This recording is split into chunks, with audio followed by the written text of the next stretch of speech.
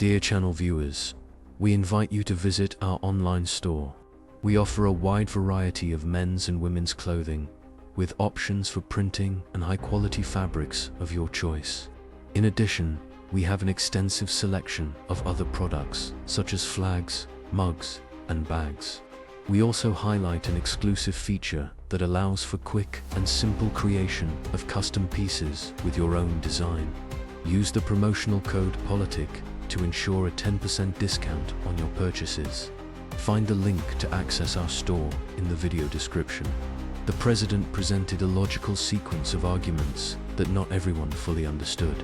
Initially, he recalled how he had been warning entrepreneurs for quite some time that they would eventually tire of facing legal challenges to recover their assets. They would grow weary of this process, resorting to the courts in an attempt to reclaim their frozen funds. Putin made a surprising turnaround by addressing, in an unusual way, the issue of ordinary people who, in their kitchens, showed lack of sympathy for those who acquired assets dishonestly and later lost them due to incompetence. Putin's complete message only came to light later. After this statement, the president emphasized that it is useless to try to collaborate with the West, which only sees our citizens as resources to be exploited when convenient. He stressed the importance of standing by the homeland, serving fellow countrymen, and contributing not only to the establishment of new businesses, but also to the transformation of people's lives in their local communities and the country. We have many genuine entrepreneurs and businessmen like these. They represent the future of national business.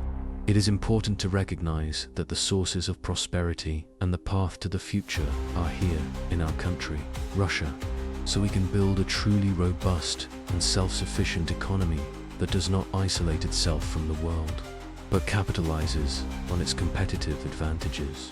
After encouraging entrepreneurs to ignore frozen assets in the West and focus on working in Russia to contribute to national development, the leader concluded, Russian resources, money received here, should be employed for the benefit of the country. It seems that entrepreneurs are not people who easily give in, so why propose such things to them? This was the point at which Putin arrived at the conclusion and the conclusions of his long chain of reasoning. He pointed out that many companies and entire sectors in Russia, crucial for the country and highly sensitive, are controlled by private owners.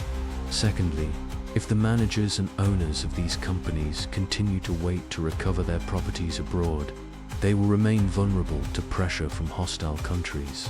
As a result, they should not and cannot hold properties overseas. If the property is already frozen, it should be simply ignored and refused. If it is available, it should be sold. Otherwise, property should never be acquired abroad. This is the main conclusion of what was mentioned earlier. It is crucial that no one control key sectors of the Russian economy, keeping their savings and properties abroad. Give up your property or you will be removed from leadership positions, and we will review issues related to your possession. The initially incomprehensible aspect arises here. The very same people in the kitchens who did not lament oligarchs losing their assets in the West. This was a clear sign of nationalization and an appeal to not so typical manifestation of Putin as a leader and elected representative. He usually communicates with the elite and public officials as head of state, representing that elite. However, Putin mentioned that he can appeal directly to popular support, especially considering the current circumstances. With elections approaching, if Putin publicly criticizes any oligarch, he will not face problems. On the contrary, he will solidify his reputation. People appreciate this kind of movement. That's why his suggestion was very simple. I want to convey the idea that there should not be properties abroad, and each one should reflect on the moment and the most appropriate way for this.